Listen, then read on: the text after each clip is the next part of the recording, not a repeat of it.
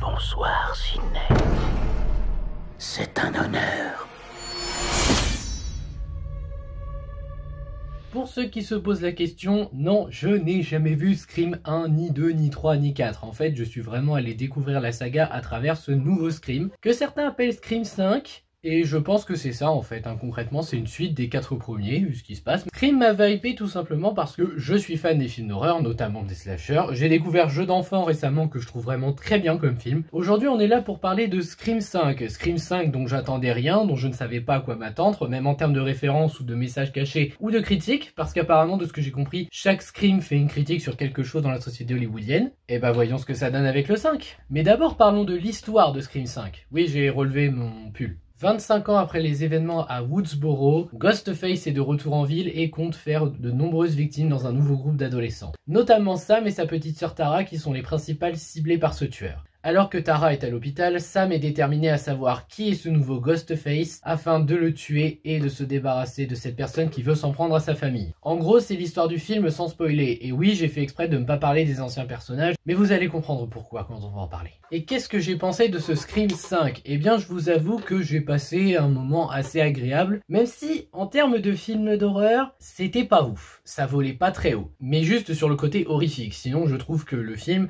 a quand même des qualités qu'il faut souligner. Mais il a aussi pas mal de défauts dont on doit parler parce que ce Scream 5, il fait pas film de trop. Dans l'ensemble, le film est intéressant sans être exceptionnel et on va comprendre pourquoi. Mais commençons par parler de la partie négative. Partie négative, on va d'abord parler du retour des anciens personnages parce que oui, je suis désolé, mais il faut être honnête, le retour des anciens ici, ça n'a servi à rien. Surtout de Sydney et de Gale en fait, parce que Sydney était l'héroïne, ou du moins le personnage principal, dans les autres Scream. Et je suis d'accord, je comprends tout à fait l'intérêt de la ramener, mais là on est d'accord qu'elle n'a servi à rien concrètement. Bon, sauf peut-être à développer un peu Sam, mais bon. Sydney et Gale, malheureusement, n'ont pas servi à grand chose. Peut-être qu'il y avait un plus grand intérêt à faire avec elle, surtout avec Sydney. Et je ne dis pas qu'il n'y a pas de développement, Gale a une espèce de petit développement avec Dewey, Dewey, pardon, c'est vrai qu'il appelle Dewey ici. Vous avez pensé à Dewey de Malcolm, hein, mais bon, passons. Mais pour autant, non. Elles ne sont pas très utiles dans ce film. Question jeu d'acteur, on va pas dire non plus que c'est exceptionnel. Alors, de la part des anciennes actrices qui sont revenues là, c'est un bon jeu. Pareil pour les personnages principaux de ce film, ils s'en sortent assez bien. Mais le groupe d'ados du film, il est assez oubliable en termes de jeu d'acteur. Mikey Madison, elle donne l'impression de s'ennuyer, il n'y a que dans le dernier acte qu'elle s'investit réellement, et Jasmine Savoy Brown, elle a un jeu d'acteur oubliable. Dans l'ensemble, les acteurs, ça va, mais le groupe d'ados en lui-même, les acteurs et actrices qui les jouent, non. Surtout celle qui joue Madison, quoi. Moi, je veux bien qu'elle fasse l'ado froide et blasé qui parle à personne et qui essaie de protéger Tara, mais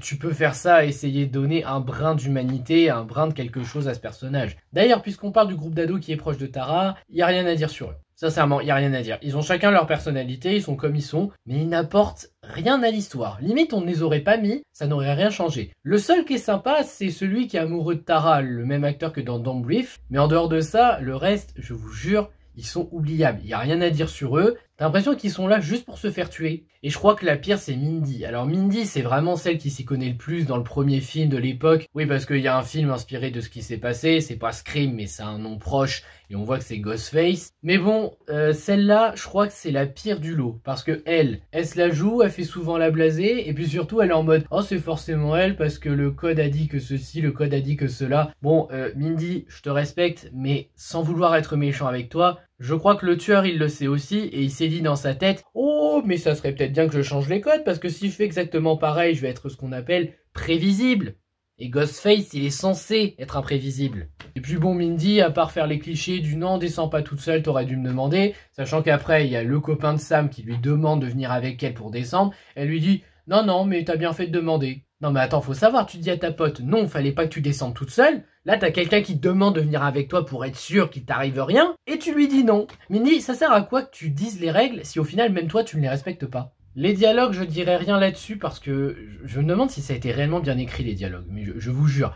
Parce qu'il me semble qu'à un moment, j'entends une insulte du style « tronche de Michael Myers ». Waouh, ok, je savais pas que c'était une insulte que tu es la tronche de Michael Myers. Après les dialogues ça vole pas haut mais c'est juste pour quelques moments, c'est pas tout le temps. Un des plus gros points noirs du film par contre, et là on peut pas l'ignorer, l'horreur. Alors l'horreur dans les premiers Scream, je ne sais pas ce que ça vaut parce qu'encore une fois, je n'ai pas vu les films. Je compte les regarder, ne vous inquiétez pas, quand j'aurai le temps, je regarderai. Mais là, l'horreur est inexistante. Sincèrement, moi j'aime bien les films d'horreur, mais là, j'ai vraiment pas ressenti d'horreur. J'ai ressenti de la tension pour les personnages, et on en reparlera après, mais de l'horreur en elle-même, c'est-à-dire avoir peur de Ghostface, bah pas vraiment en fait. Je sais pas pourquoi, hein, la mise en scène est pas mauvaise, il y a réellement de bonnes idées, donc je comprends pas pourquoi je n'arrive pas à avoir peur de ce Ghostface et même du film en général. Alors que Chucky, dans le film là, il a réussi à me faire peur. Par contre, je vais venir sur un événement assez prévisible, parce qu'en fait, ils ont joué toute la surprise à la fin en mode haha, en fait tu ne t'attendais pas à ça. Alors je pense que ceux qui ont vu le premier film s'attendaient à ce que ça se passe ainsi, j'en parlerai mis en partie spoil, mais moi personnellement, même sans m'y attendre,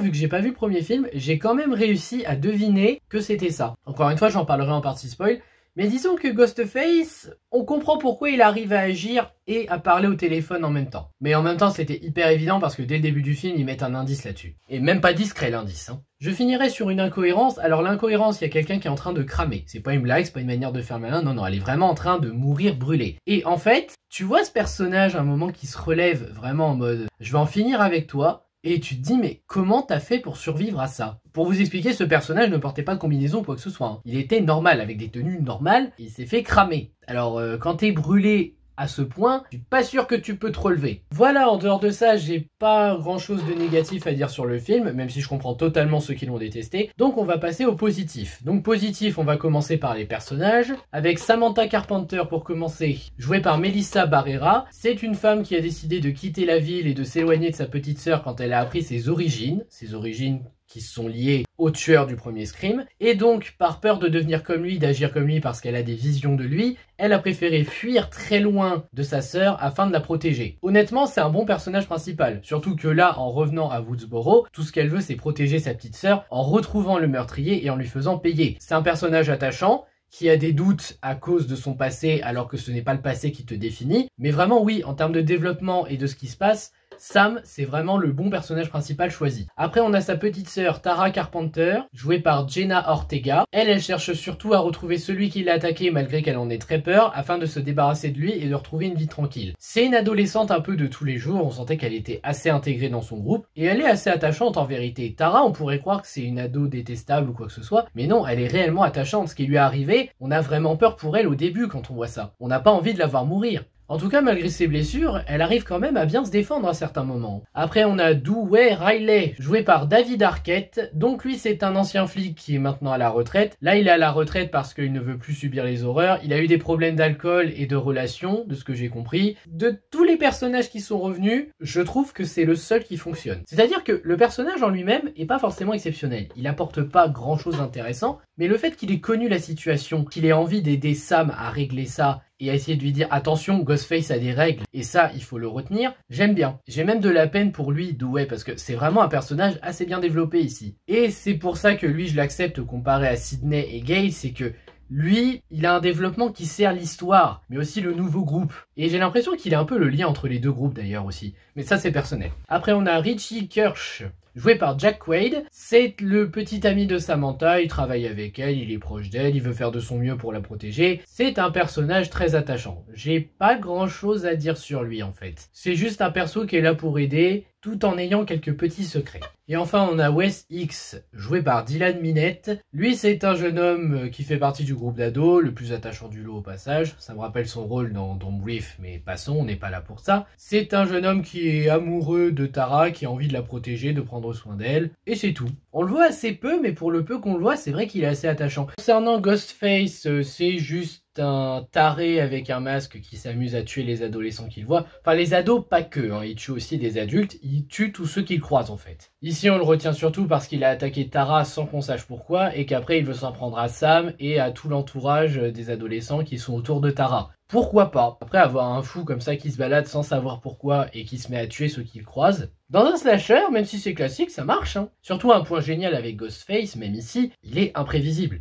Tu sais pas comment il va agir, tu sais pas à qui il va s'en prendre, comment il va s'y prendre. Et c'est ça que j'aime beaucoup en fait chez Ghostface, c'est que quand t'es imprévisible, ça rend le tueur encore meilleur. C'est ce qui fait sa plus grande force à Ghostface, le fait d'être imprévisible. Question musique, elles sont vraiment pas mal. Dans la majorité, j'ai apprécié les musiques, elles arrivent à bien raconter ce qui se passe à l'image tout en étant de bonne qualité. En termes de mise en scène, ce n'est pas parfait, et je pense qu'en termes de mise en scène horrifique, on a vu mieux, surtout que l'horreur au final ne marche pas. Mais faut avouer qu'en termes de mise en scène, il y a de réelles bonnes idées dans ce film. Je trouve que la mise en scène a apporté des idées intéressantes, y compris dans les moments horrifiques. C'est étonnant ça, l'horreur ne marche pas, mais la mise en scène, elle marche dans ces scènes. En termes d'émotion, j'avoue qu'on est un peu choqué de certaines choses, de certains personnages qui meurent aussi, parce qu'on s'attendait pas à ça, on voulait pas les voir mourir. Mais oui, en termes d'émotion, on n'est pas indifférent, ça fait ressentir quelque chose. En termes de tension, malgré que l'horreur ne soit pas forcément une réussite, il y a quand même de quoi avoir peur pour les personnages, que ça soit dans la manière dont Ghostface va les tuer, ou tout simplement du fait que tu ne sais pas à qui ils vont s'en prendre. Faut avouer qu'en termes de tension, ça fonctionne. Parce que même les anciens ne sont pas à l'abri, hein. La fin est un peu classique, mais elle fonctionne assez bien après ce qui s'est passé. Par contre, j'espère pour ma part que c'est une vraie conclusion et qu'on n'aura pas encore de suite, parce qu'il y a des sagas, faut pas trop les étirer, faut savoir quand s'arrêter. C'est que mon avis, et je sais pas si Scream a atteint ce niveau, mais je pense que ce 5e opus devrait être le dernier. Le jeu d'acteur, du moins de la part des personnages principaux, est plutôt pas mal de ce côté-là, j'avoue que ça a été bien géré, que les acteurs et actrices surtout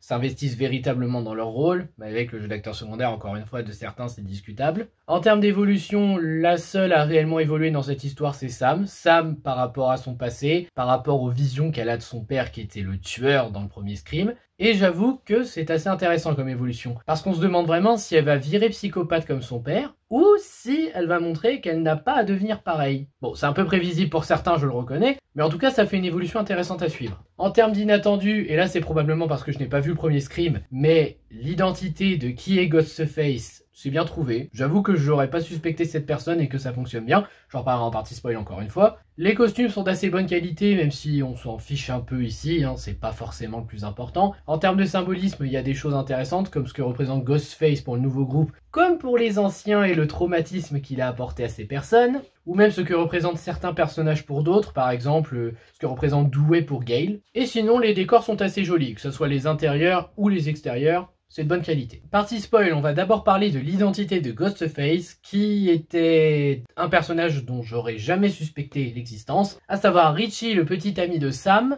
et Amber, une des meilleures amies de Tara. Même si c'est Amber qui enfilait le masque, on avait surtout aussi Richie qui, à côté, je pense, préparait les scènes et faisait les appels vocaux. Donc en fait, ils font ça parce qu'ils n'ont jamais supporté les suites de Scream 1. Oui, je sais, c'est le film dont ils ont inventé le nom ici, mais pour moi c'est Scream 1, clairement. Et en fait après Scream 1, ils n'ont jamais supporté les suites. Ils ont détesté le 2, le 3, le 4 et ils ont dit « Ah, vous avez fait des suites pas à la hauteur et nous les fanboys, fangirls, on va arranger ça, on va faire une vraie suite que les fans méritent. » Enfin, c'était un peu le mec qui se prenait pour la voix du peuple. Et Amber apparemment, elle était sur un forum et elle a été pervertie par rapport à ça. C'est ce qu'elle dit, je suis pas sûr que ça soit totalement la vérité. Et j'avoue qu'on pourrait limite y voir une raison débile de faire tout ça. Mais de l'autre côté, j'avoue que j'aime bien le fait que justement ça passe un message. C'est-à-dire que là on a une illustration des fanboys et fangirls toxiques. Pourquoi croyez-vous qu'ils parlent de Star Wars 8? Parce que c'est le même genre de fans dont ils sont en train de parler. C'est-à-dire que là on a clairement un fanboy et une fangirl